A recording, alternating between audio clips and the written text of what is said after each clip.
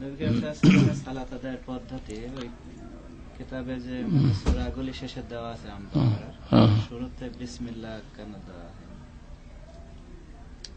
বিসমিল্লাহ বিসমিল্লাহ অন্য সূরার অংশ না, সূরা ফাতিহার অংশ কিনা এই নিয়ে ইখতিলাফ আছে। তবে সূরা ফাতিহার অংশ বলা যেতে পারে, কিন্তু অন্যান্য সূরা, সূরা ইখলাস, নাস, সূরা ফিল, এগুলোর বিসমিল্লাহ অংশ নয়।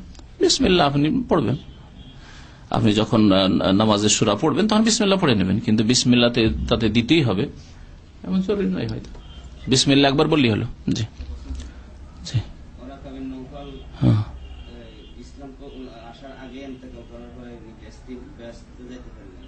ওয়ারকা বিন নওফল যাবে এজন্য যে তিনি মুশরিক ছিলেন না।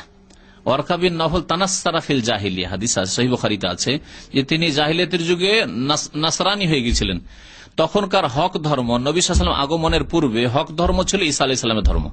তো ঈসা আলাইহিস সালামের ধর্মের উপর তিনি মারা গেছেন, সুতরাং তিনি মুআহিদ, বোঝা গেছে। আর তিনি তিন খোদায় বিশ্বাসী ছিলেন না, বর্তমান খ্রিস্টানদের মতো তিন খোদায় বিশ্বাসী ছিলেন না, এক এলাহাতে বিশ্বাসী ছিলেন।